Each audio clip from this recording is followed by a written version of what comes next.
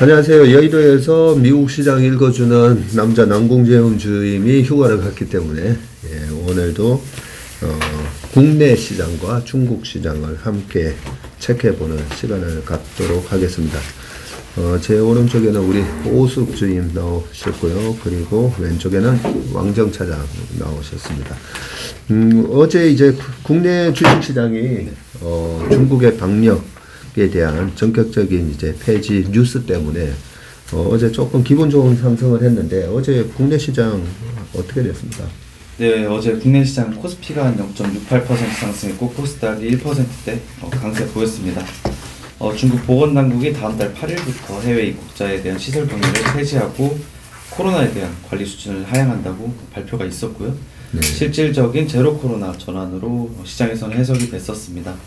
국내 증시는 중국 리오프닝 모멘텀이 재차 작용을 하면서 이틀 연속 상승 마감을 했고요. 그리고 최근에 이슈가 있었던 양도세 부과 대상 대주주 판정 기준일로 개인은 코스피 및 코스닥 합산 1조 5천억 원가량 넘게 순매도했습니다. 어제도 1조 5천억이나 팔았어요? 네. 거래소랑 코스닥 앞에서. 그러면 그 물량을 외국인이나 기관이 샀겠네요? 기관이 거의 다 받아갔다고 보시면 될 것 같습니다. 예. 보니까 외국인은 현선물에서 뭐 현물 482억 샀고 어제 선물을 좀 많이 사는 느낌을 받았는데 선물에서는 이게 4,500억 정도 매수를 한 거죠. 네, 했고 그러면 기관이 어제 코스피에서 1조 1천억 정도 샀고 코스닥도 3천억이나 샀네요. 네. 예, 외국인도 코스닥에서 1,157억 이렇게 사면서 사실 뭐 저희도 이 대주주 과세 요건 때문에 어쩔 수 없이 뭐 주식을 팔아야 되는 슈퍼개미들이 주식을 팔 때 요럴 때 사야지 하면서 사실 어제도 저희가 좀 주식을 그죠? 교체 매매도 좀 하고 했는데 그런 차원에서 슈퍼개미들은 제가 제 주변에 이제 슈퍼개미들이 많다 보니까 어쩔 수 없이 그렇게 팔았다가 울며 겨자 먹기로 팔고 오늘 막 또 삽니다. 그래서 오늘 올라가는 주식이 어떤 주식들이 강하게 올라가는지 한번 이제 잘 보실 필요가 있고요. 안타깝게 어쨌든 한 2조 5천억 정도, 그저께 1조 팔았거든요. 그죠? 네, 어제 또 1조 5천억 정도 팔면서 한 2조 5천억 정도의 이 세금을 피하려는 물량이, 뭐 그게 다 세금 피하려는 물량이지는 않겠지만, 네, 2조 5천억 정도 이제 매도가 나오고요. 어제는 확실히 이제 뭐 중국 소비의 날이다. 네, 라고 봐줬는데 특징주도 어떤 것들이 올라가죠? 어제 화장품 쪽에 LG 생활건강 한 3.7%, 아모레퍼시피 6%대 강세 보였습니다. 네. 그냥 간단한 이슈 있어서 체크를 해봤는데 LG 생활건강은 편의점에서 판매하는 주요 생필품 8종의 가격을 새해부터 최대 18% 인상한다고 합니다. 그래요? 네네.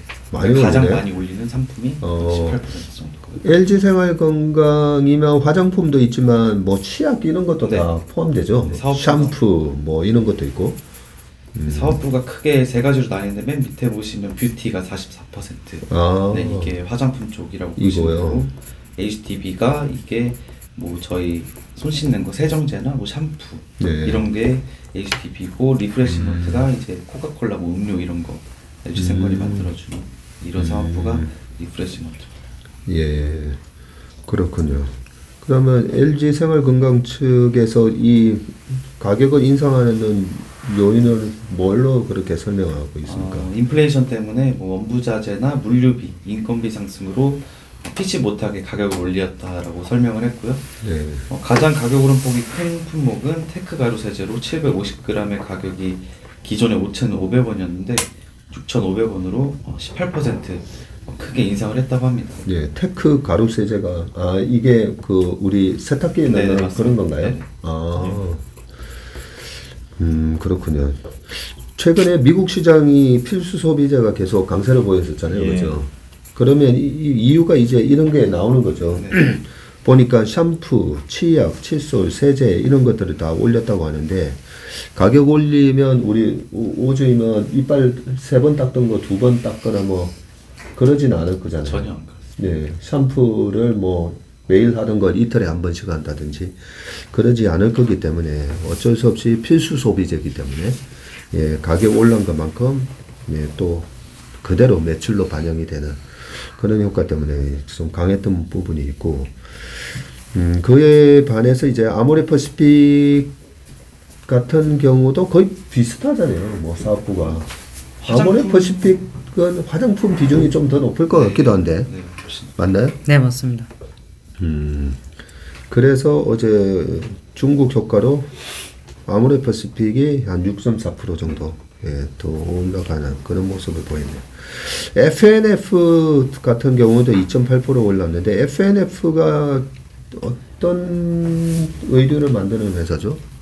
그 MLB 네, 그 MLB랑 브랜드 만든 회사이고요. 디스커버리도 있었던 네, 건가요? 맞습니다. 근데 중국에서 뭐 포지션은 거의 MLB를 잡으니까 그래서 네. MLB는 주로 그 사업을 하고 있습니다. 예, 그 메이저리그 그죠? MLB가 제 기억으로 거의 70% 매출에 차지하는 걸로 기억이 나는데 MLB가 2.8% 올랐고 현대차증권 정혜진 연구원이 이 어떤 리포트를 낸 거예요, 이게? 4분기, 뭐 3분기 말 4분기 때도 좀 국소적으로 락다운이 중국에서 있었잖아요. 예. 그래서 좀 락다운 영향에 이익 추정치를 살짝 또 하향 조정을 하셨다라고 코멘트가 있었고요. 어떤 거? FNF입니까? 화성F입니까? 예. 네네. 그래서 4분기 쪽 순수 내수 쪽도 이제 추정을 해주셨는데 예. 또 국내도 워낙 따뜻했다 보니까 이쪽도 조금 플랫한 성장 가정할 수 있고 이익단 영향은 뭐 150억에서 200억 원 수준의 좀 이익 추정치 하향 조정이 했다라고 설명을 했습니다. 근데 요즘 다시 엄청 추워졌잖아요. 네, 맞습니다. 근데 뭐 4분기라고 보면 11월, 11월부터 10월, 11월이니까 그때 지금 12월 거의 이제 중순 넘어가니까 그리고 12월 말이니까. 네, 그리고 중국 쪽도 이제 코멘트 보시면 베이징이나 광저우 등 현지 주요 도시 국소적인 영업 제한이 이어진 것으로 파악이 되고 락다운 및 신규 출점, 매장 3분기 및 축소 영향으로 중국 오프라인 쪽에서 매출액이 한 QOQ로 15% 정도 감소할 걸로 추정을 했습니다. 근데 그렇게 하더라도 뭐 실적 추정치 자체 변동폭은 좀 미미하다고 하고요.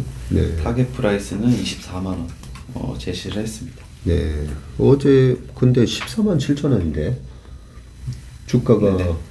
24만 원이면 네. 상당히 업사이드 상승을 10만 원이나 보니까 거의 70% 정도 네, 업사이드 상승을 예상하는 그런 리포트가 나왔었네요.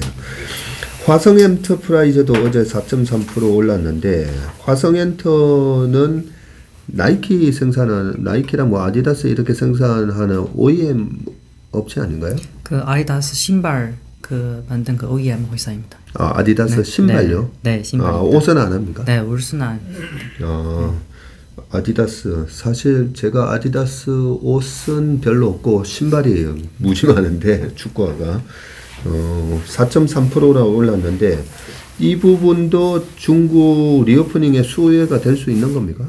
네, 그렇게 기대할 수 있습니다.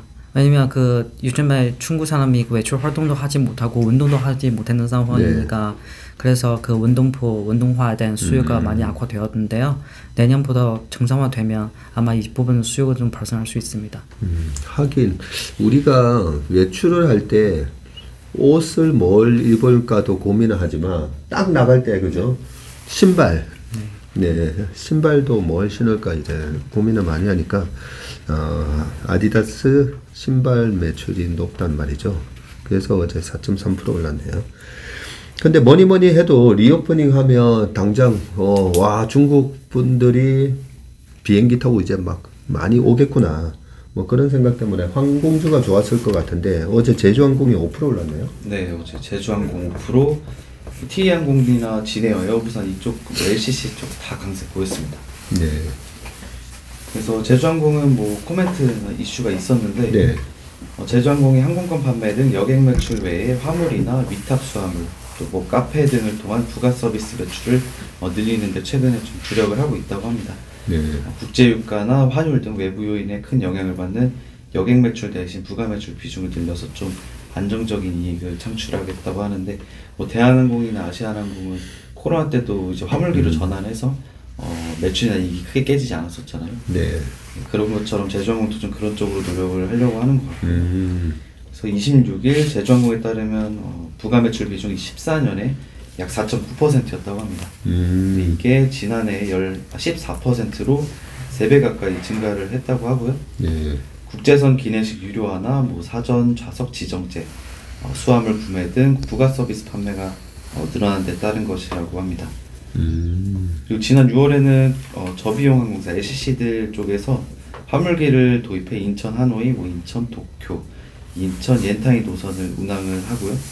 올해 3분기에만 2,932톤의 화물을 수송해서 지난해 같은 기간보다 화물 쪽 또한 4배가량 성장했다고 합니다. 그래요. 네.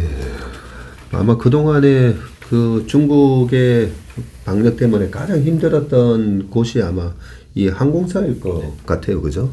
거기다가 이제 고물가, 고유가, 그리고 고환율까지 겹치면서 거기다 고금리까지. 항공사 입장에서는 정말 죽을 맛이었을 거예요. 아마. 네. 그런 상황에서 사실 이제 구조조정이 이루어졌고요. 네, 아시아나가 그 대한항공에 인수가 되고, LCC 중에서 이스타 항공인가요? 없어진 걸로 좀 알고 있고요. 그 항공기 전체 보유 대수도 우리가 어제 공부할 때 그랬나요? 뭐 코로나 전 대비해서 거의 뭐 60, 70%?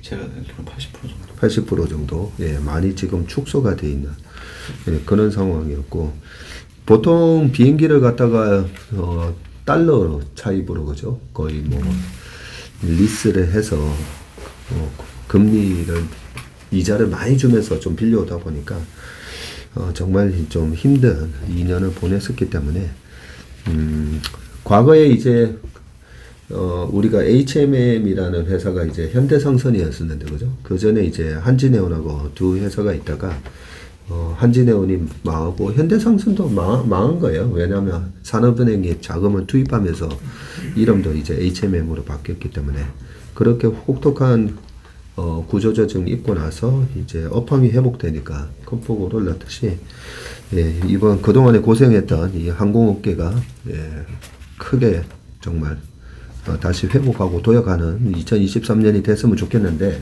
어제 항공 관련돼서 제가 좀 낮에 쭉 공부를 하다 보니까 어떤 분이 블로그에 그런 거를 적어 놓으셨더라고요.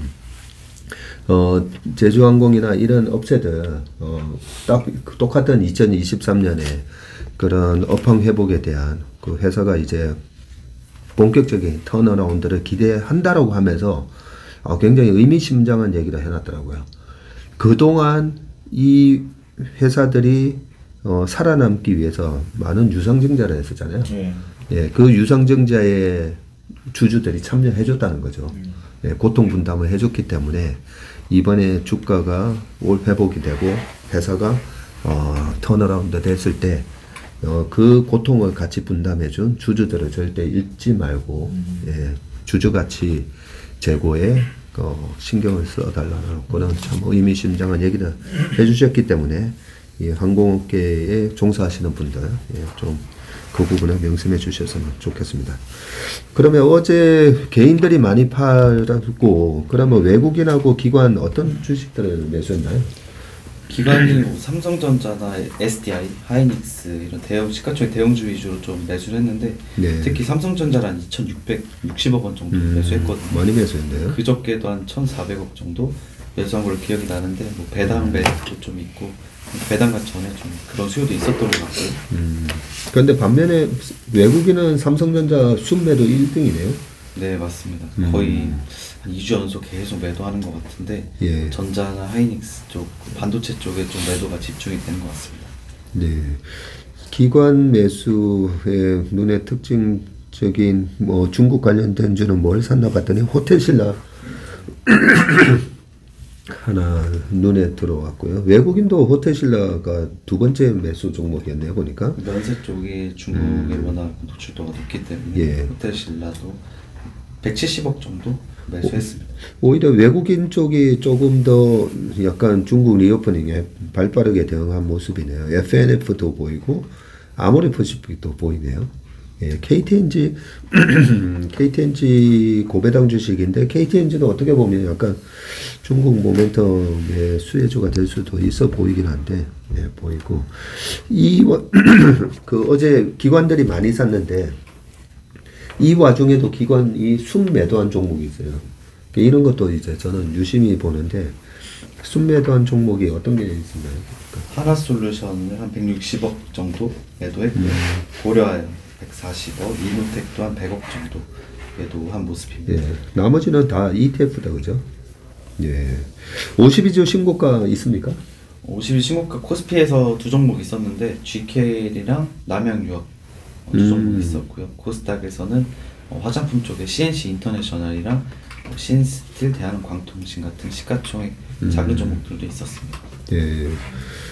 GKL은 우리나라 이제 뭐 파라다이스도 있고 GKL 있고 롯데관광개발 그렇게 있는데 어제 다 뭐 좀 그런 카지노 주식도 다 좋았던 걸로 기억이 나는데 GKL 같은 경우가 52주 신고가가 났네요. 네.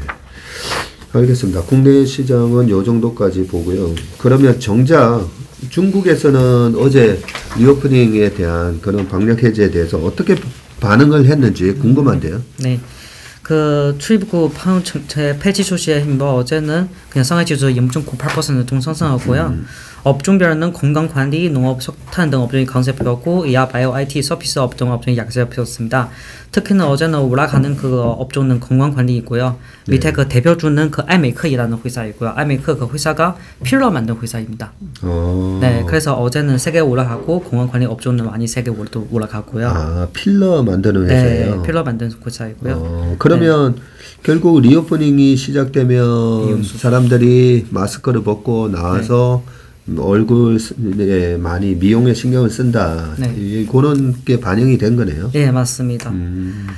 뭐 이외에는 그거 방어정책 완화 후에 부동산 등 대형 프로젝트 가동 가소화된 기대감으로 어제 화학, 철강 관련주도 상승했습니다.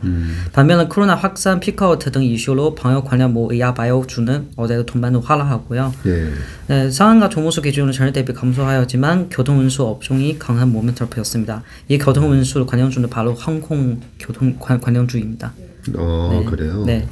그 홍시장은 휴장으로 외국인 어제 매매는 없고요. 그 원자재 가격, 소물 가격으로 보시면 어제는 PT는 1.18% 상승하고 PP는 1% 가격이 상승하고 철강이나 철근은 거의 가가 1% 정도 상승했습니다.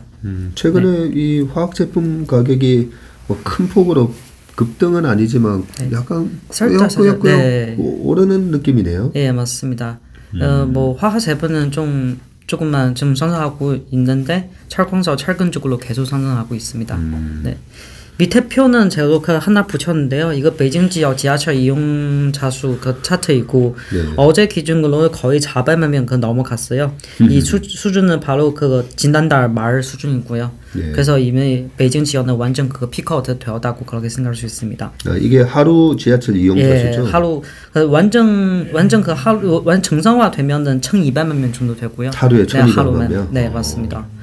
그래서 지금 아직도 올라갈 수 있는 여유가 있습니다. 네. 10월 27일부터 지금 날짜가 보이는데 그러면 10월 27일 그때도 이제 뭐 방역을 타이트하게 하고 있었을 때니까 그때가 보니까 400만 명에서 800만 명 왔다 갔다 했었고 네, 맞습니다. 네, 이런 방역이 풀리면 일일 지하철 이용자 수가 1,200만 명까지 올라간다는 거죠. 맞습니다. 그 지난달 말 20일부터는 그 확진자 급증하니까 그래서 지하철 이용자 수는 계속 빠지고 이제는 슬슬 피크아웃 되었습니다. 네, 그렇구나. 네. 그리고 그 8일부터 이 자국 및 여권 발급 정상화 이건 뭡니까? 보통은 중국 사람들이 그 해외 나갔을 때는 여권 좀 필요하잖아요. 여권은 그 만기 기간은 5년 정도 되고 그 최근에 코로나는 방역 정책 거의 3년 정도 되잖아요. 그 대다수는 사람들이 가지고 있는 여권은 다 만기되었습니다. 네, 그런데 그거 뭐 코로나 그 방역 정책 때문에 여권 발급도 하지 못하고 그래서 나가서 뭐 나갈 수 없는 상황이죠, 해외로. 이제는 다 정상화하겠다고 그렇게 얘기했습니다. 그래서 8일부터 그냥 신청하고 받을 수 있습니다. 우리나라도 구청에 가가지고 여권을 발급을 받는데 중국 같은 경우에 우리가 옛날에는 여권 신청해놓고 여권 나오는데 막 일주일 넘게 걸리고 했었는데 중국은 좀 바로 나오긴 합니까? 제가 아는 대로는 또 거의 1주, 2주 정도 걸릴 수 있어요. 네. 그래서 제가 여쭤본 이유가 방금 말씀하신 거 들어보니까 코로나 방역 기간 때문에 여권이 만기가 돼도 그걸 갖다가 재발급을 못 받았다고 말씀하셔서 그러면 8일부터 점진적으로 정상화하는데 사람들이 몰리면 한 2, 3주 걸릴 거고 여권이 있어야 또 나갈 거 아니에요. 그죠? 맞습니다. 여권이 있어야 나갈 거니까 잠깐 춘제 그가 언제부터죠? 예, 우리나라 설이랑 똑같은가요? 네, 똑같습니다. 그러면 춘제에 나오는 데는 크게 영향은 없겠네요. 보니까 1월 8일부터 발급받으면 뭐 빠르게 신청하면은 문제가 없다고 생각합니다. 네. 그래서 이거 때문에 어제는 그냥 비자 대리 신청 서비스 조회수는 거의 300% 급증하고 그래요? 네. 그리고 홍콩 비자 신청할 때는 또 500% 정도 급증했습니다. 중국에서 홍콩 들어갈 때도 비자 받아야 돼요? 네, 비자 받습니다. 비자 신청해야 됩니다. 그래요? 네. 일국 아직 2체제가 여전히 유지되고 있어서 그런가 보네요. 네. 다만 그 홍콩 비자 신청할 때는 뭐 간편화되니까 바로 나올 수 가능성도 있고요. 그렇군요.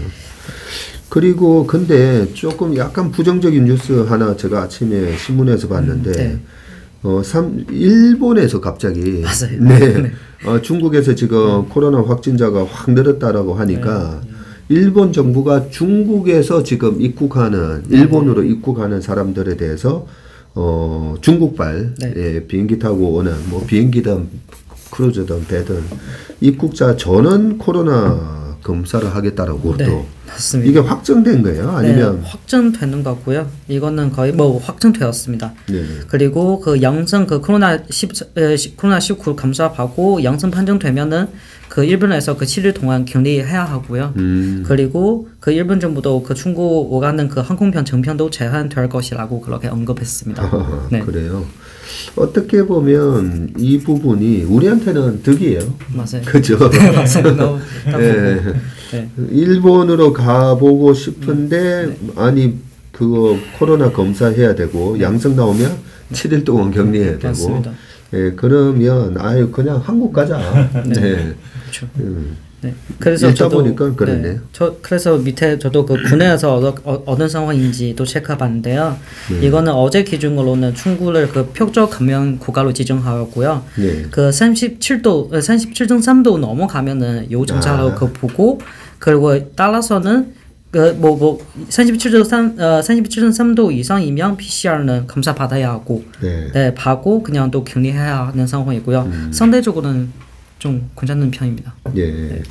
일단 우리가 공항에서 들어올 때 이렇게 적외선 그런 걸로 해서 37.5도 정도 나오면 잠깐만 와보세요 해가지고 PCR 검사 받아보라 한다는 거죠.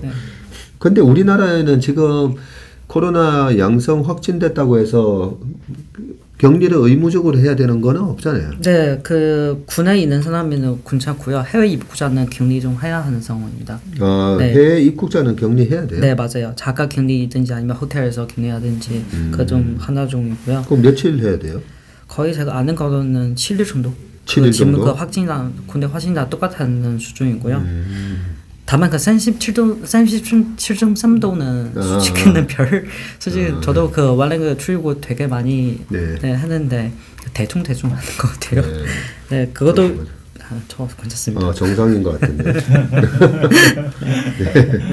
그리고 그것도 한 가지 있나요? 이거는 그냥 시장에서 노이즈가 됐는데 그거 좀 장기적으로 될 가능성은 없고요. 이 부분 왜냐면 지금 제가 다시 체크해봤는데요. 베이징 지금 확진자 비율은 거의 80% 넘어갔어요. 그리고 상하이 지역은 지금 거의도 70% 가까이 올라가고요. 그래서 이거 한번 확진하면 더 이상 6개월 이후는 걸릴 수도 못하고 그래서 어떻게 더 PCR 검사는 음성만 나올 수 있어요. 그래서 아무 뭐 특별한 신경 안 써도 됩니다. 이 부분은. 그러게요.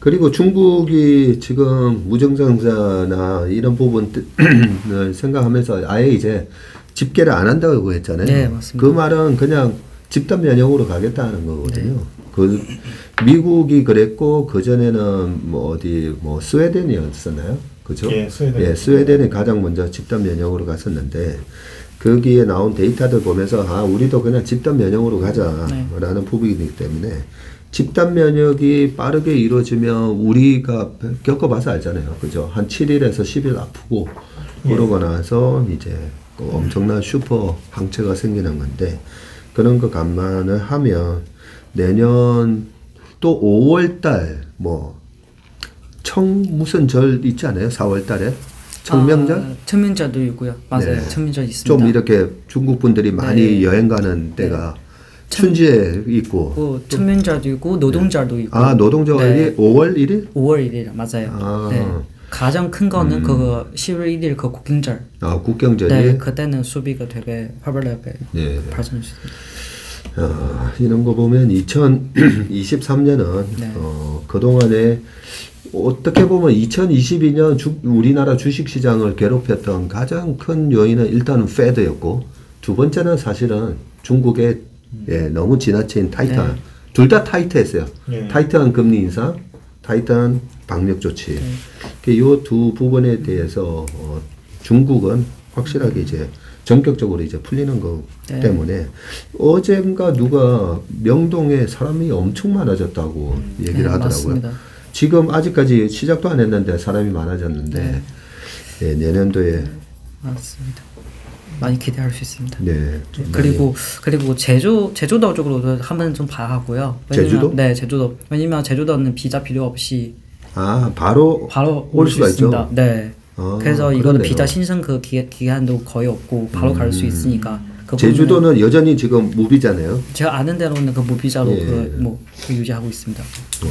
그 단체 관광을 올 수 가능성 가장 높고요. 지금 상황은. 네. 제주도는 어떻게 보면 굉장히 이번 코로나 때 국내 신혼여행 뭐 해외로 못 가다 보니까 제주도로 많이 가면서 제주도에서 식당을 하시는 우리 고객분도 나쁘지 않았다 얘기를 하셨는데 내년부터는 완전히 또 굉장한 호황이 있을 수가 있겠네요. 맞습니다. 네. 알겠습니다. 오늘 여미남 시간에서는 국내 시장과 중국 시장 분위기를 또 체크를 해봤습니다. 두 분 수고 많으셨고요. 오늘 순서는 여기까지 하겠습니다. 고맙습니다.